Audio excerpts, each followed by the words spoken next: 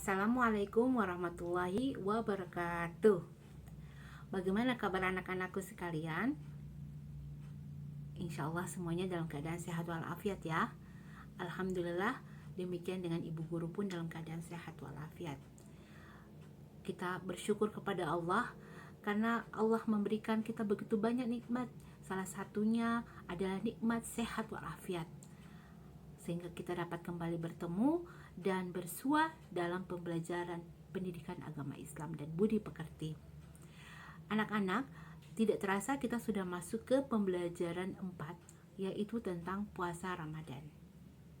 Walaupun puasa Ramadan telah berlalu, namun kita tetap harus mengetahui hal-hal apa sajakah yang kemudian membatalkan puasa, apa sajakah yang merupakan syarat wajib puasa, dan yang lain-lainnya.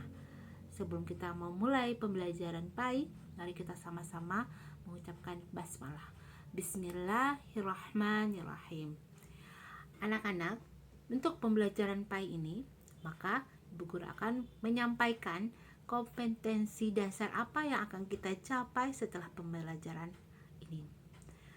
Kompetensi dasar yang akan kita capai setelah pembelajaran ini adalah 1.3, menerima, menjalankan, dan menghargai agama yang dianutnya.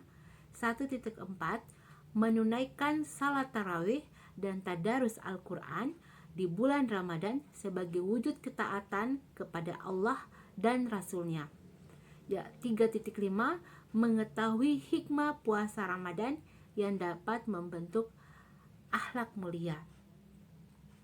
Nah, untuk tujuan pembelajarannya, setelah mengikuti kegiatan pembelajaran, diharapkan siswa mampu 1. Menunaikan kewajiban puasa Ramadan sebagai implementasi dari pemahaman rukun Islam. Yang kedua, menunaikan salat tarawih dan tadarus Al-Quran di bulan Ramadan sebagai wujud ketaatan kepada Allah dan Rasulnya. Dan yang ketiga, mengetahui hikmah puasa Ramadan yang dapat membentuk akhlak mulia. Baik, anak-anak, demikian kompetensi dasar dan tujuan pembelajaran yang akan kita capai setelah pembelajaran ini berlangsung. Nah, sekarang Ibu Guru akan menanyakan kepada anak-anak, siapa yang tahu apa sih artinya puasa? Masya Allah, ya benar. Puasa itu secara bahasa artinya adalah menahan. Ya, secara bahasa puasa itu artinya menahan. Nah, secara istilah, puasa itu adalah menahan diri dari makanan, menahan diri dari minuman, dan menahan diri dari hal apapun yang kemudian membatalkan puasa kita. Salah satunya, misalnya marah, berkata jorok, atau mengumpat teman, ya, itu termasuk hal-hal yang bisa membatalkan puasa kita. Nah, jadi puasa itu selain menahan makan, selain menahan minum, yang ingin yang ingin disampaikan dalam pengertian ini bahwa segala sesuatu syahwat, emosi, hal-hal buruk yang biasa ada dalam kebiasaan kita harus kita hilangkan selama bulan puasa, dengan tujuan kebiasaan-kebiasaan itu kemudian bisa menjadi kebiasaan-kebiasaan yang terus dilakukan selain hanya di bulan Ramadan. Karena jiwa seorang muslim, jiwa seorang mukmin adalah berkata santun, bersikap santun, dan yang paling penting adalah bersilaturahmi dengan baik dengan sesama muslim maupun yang lainnya. Itu adalah maksud dari pengertian secara istilah tersebut. Nah, selanjutnya adalah perintah puasa. Perintah puasa ini adalah perintah yang langsung diturunkan, yang diwajibkan oleh Allah, sebagaimana dituangkan dalam surat Al-Baqarah ayat 183. Ayo kita sama-sama baca ya, anak-anak. Bismillahirrahmanirrahim. Ya ayyuhalladzina amanu kutiba alaikumus siyamu kama kutiba alal ladzina min qablikum la'allakum tattaqun. Yang artinya, hai orang-orang yang beriman, diwajibkan atas kamu berpuasa sebagaimana diwajibkan atas orang-orang sebelum kamu agar kamu bertakwa. Masya Allah. Sebelum menyampaikan kewajiban berpuasa, Allah menyapa kita dengan sapaan hai orang-orang yang beriman. Subhanallah, Masya Allah, ternyata Allah sangat lembut. Allah menyambut kita dengan hal-hal yang baik. Nah, begitu pula yang diinginkan kepada hamba-hambanya. Setiap berkata, setiap bersikap haruslah dengan sesuatu yang lembut, sesuatu yang santun, sesuatu yang baik. Maka dengan kebaikan tersebut menjadikan kita menjadi orang yang bertakwa. Nah, selanjutnya adalah macam-macam puasa. Kita tahu, anak-anak pasti sudah tahu, ada puasa wajib, ada juga puasa sunnah. Puasa wajib itu yang bagaimana saja? Ayo kita lihat ya. Nah,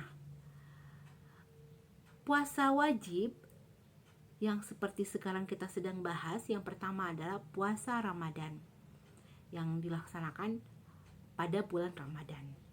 Nah, selain puasa Ramadan, ada juga puasa nazar. Puasa nazar itu seperti apa? Nah, Ibu Guru sampaikan. Misalnya, anak-anak mempunyai cita-cita atau niatan. Misalnya anak-anak berkata seperti ini.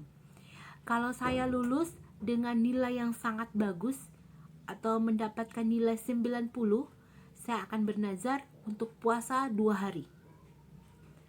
Alhamdulillah, ternyata Allah mengabulkan doa anak-anak dengan mendapatkan nilai 90.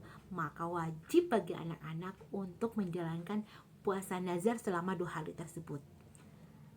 Ya, atau misalnya kalau saya nanti bisa lulus menjadi polisi, saya bernazar untuk puasa selama seminggu. Maka wajib bagi anak-anak untuk menunaikan puasa itu kalau cita-cita tersebut terwujud. Tetapi jika tidak terwujud atau tidak terlaksana, maka kewajiban itu tidak menjadi kewajiban buat anak-anak untuk menunaikan. Ya, jadi intinya pada saat anak-anak bernazar, berniat, dan ternyata niat kalian itu terwujud atau dikabulkan oleh Allah, maka puasa nazar itu wajib untuk dilaksanakan. Nah, dan yang ketiga adalah puasa kafarat. Puasa kafarat ini disebut dengan puasa denda karena telah melakukan pelanggaran. Nah, kalau puasa kafarat ini biasanya untuk jamaah haji yang mendapatkan sanksi pada saat melaksanakan haji, melakukan pelanggaran, maka pada saat dia kembali ke tanah air, dia wajib untuk melaksanakan puasa kafarat. Nah, ini adalah puasa yang wajib karena ada sebabnya ya. Nah, sekarang kita lihat puasa sunnah. Puasa sunnah itu ada apa saja ya? Puasa sunnah yang pertama yang sering kita lakukan, sering anak-anak lakukan atau orang tua anak-anak lakukan di rumah, yaitu puasa hari Senin dan Kamis. Ada juga puasa 6 hari di bulan Syawal. Yang kalau di istilah di Indonesia biasanya kalau sudah selesai puasa 6 hari kita sebut ada ketupat Syawal. Ya, jadi setelah melaksanakan Idul Fitri, setelah itu kita bisa melanjutkan dengan puasa Syawal selama 6 hari. Nah, yang ketiga adalah puasa Asyura. Puasa Asyura biasa dilaksanakan pada tanggal 10 Muharram. Dan keempat, puasa Arafah yang dilaksanakan pada tanggal 9 Zulhijjah, dan puasa Yaumul Bid yang dilaksanakan pada tanggal 13, 14, 15 di bulan Qamariyah. Biasa puasa Yaumul Bid ini di dalam istilah masyarakat mereka mengatakan adalah puasa bulan purnama, karena puasa Yaumul Bid ini karena pada tanggal 13 dan 14 dan 15 ini adalah puncak-puncak bulan itu terang, indah pokoknya, penuh, sehingga dikatakan masyarakat mengatakan adalah bulan puasa bulan penuh atau puasa bulan purnama. Nah, selanjutnya adalah syarat wajib puasa. Nah, syarat wajib puasa sudah pasti, anak-anak pasti juga sudah tahu kan. Yang paling penting adalah pertama harus beragama, ya harus beragama Islam. Yang kedua, balik. Apa itu balik, ayo? Ya, balik itu artinya dewasa. Yang ketiga, dia sehat atau mampu untuk melaksanakan puasa. Walaupun Islam balik, tapi dia sedang sakit keras, maka tidak wajib bagi dia untuk melaksanakan puasa. Atau dia sedang misalnya ibu hamil, ya, Islam balik namun sedang hamil besar, maka dia tidak diwajibkan untuk berpuasa. Nanti dia boleh mengganti puasanya pada bulan-bulan setelah bulan puasa, pada saat dia sudah merasa mampu atau kuat untuk mengganti puasa tersebut, puasa Ramadan tersebut, ya. Nah, selanjutnya adalah syarat sah wajib puasa.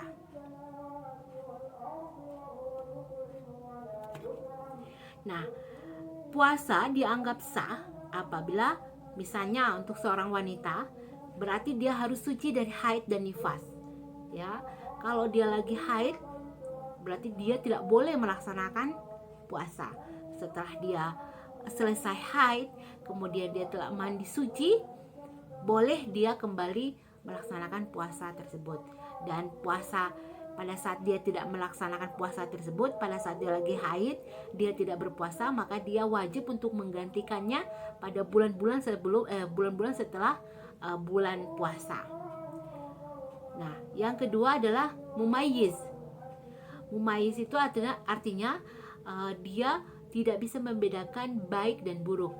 Mumayyiz itu sama dengan orang yang tidak waras atau orang gila biasanya. Pada saat dia mengalami penyakit jiwa, biasanya orang tersebut tidak bisa membedakan mana yang baik, mana yang buruk, mana yang wajib, mana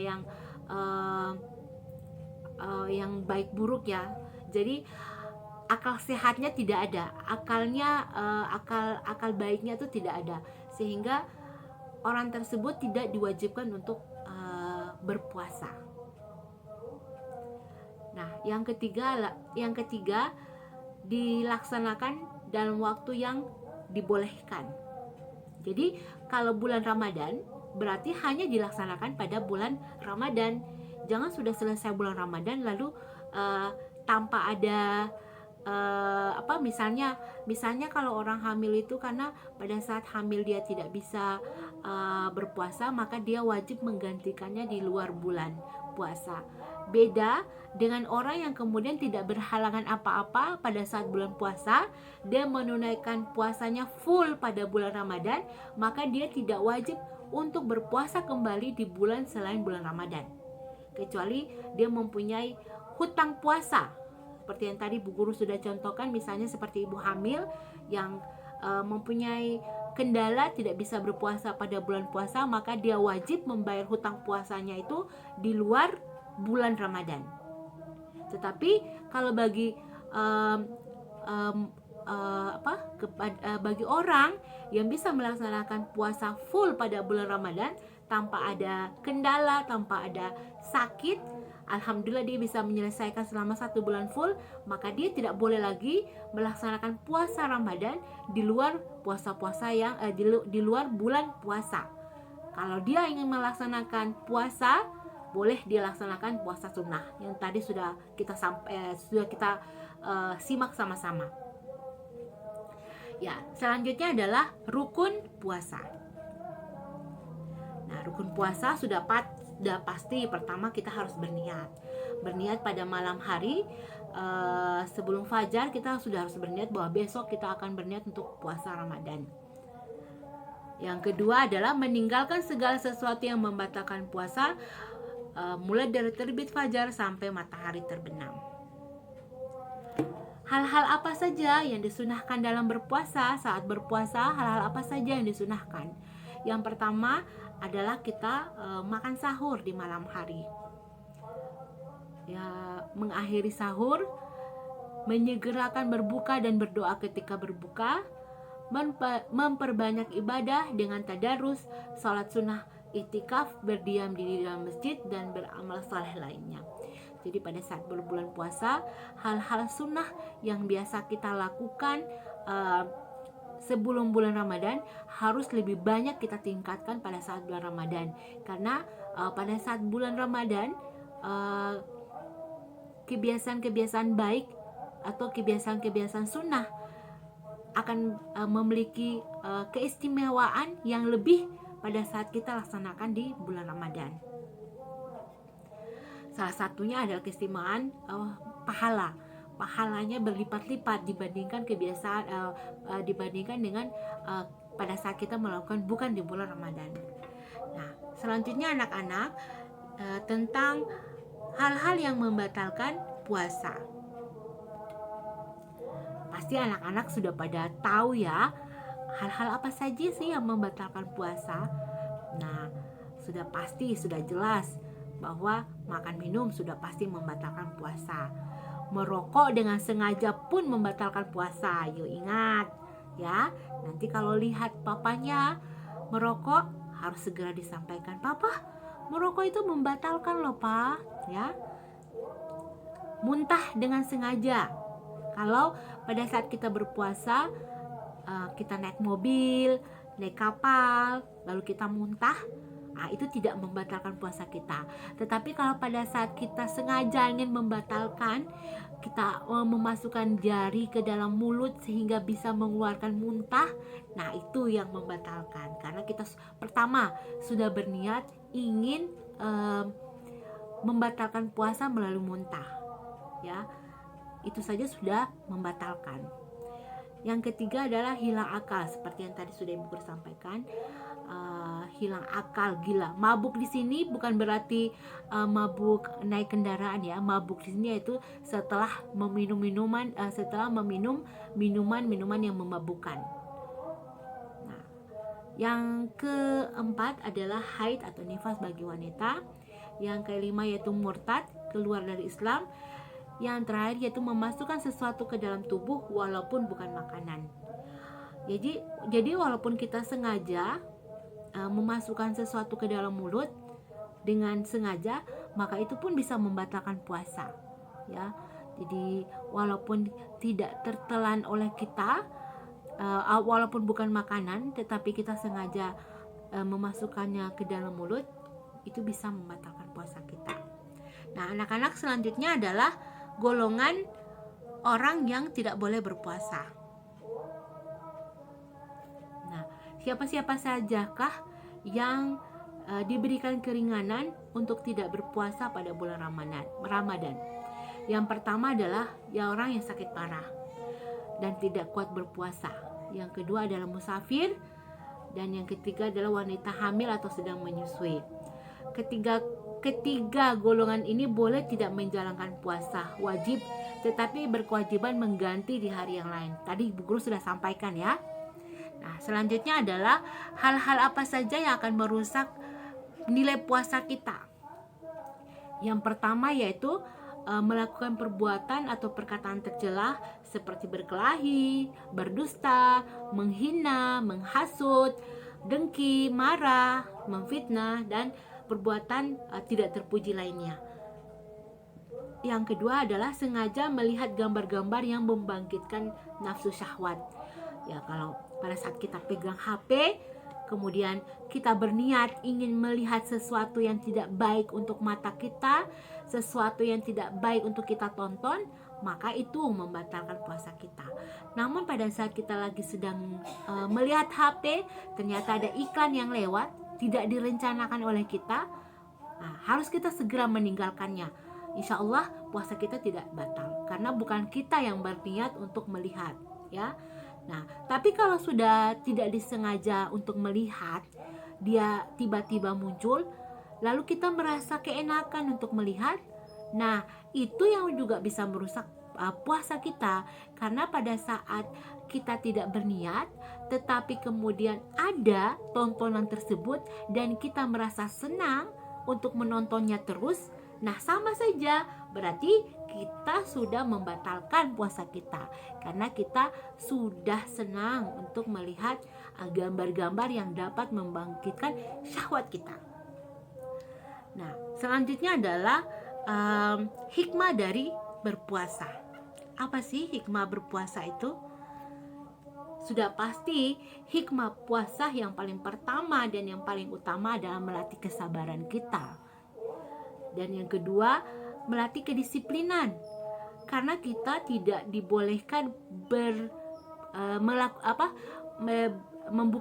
berbuka puasa sebelum waktunya, atau kita sudah diwajibkan berhenti makan sahur sesuai dengan waktu yang telah ditentukan. Tidak sesuka hati kita kapan mau sahur, kapan mau berbuka, ya. Di situ dilatih kedisiplinan kita. Yang ketiga, membersihkan jiwa dari dosa dan maksiat. Dan yang keempat adalah melatih empati dan kepekaan sosial. Masya Allah, kita sudah sering melihat pada saat bulan puasa itu banyak saudara-saudara muslim kita yang kemudian suka berbagi, suka bersedekah. Itu adalah contoh yang baik, sikap yang baik, karena mereka sudah paham, mereka sudah mengerti bahwa pada bulan puasa kebiasaan-kebiasaan ini adalah kebiasaan-kebiasaan yang kemudian mendapatkan pahala yang sangat banyak dari Allah Subhanahu wa taala. Itu juga menjadi satu perhatian untuk anak-anak, agar kebiasaan-kebiasaan baik pada saat bulan Ramadan itu harus tetap dilaksanakan.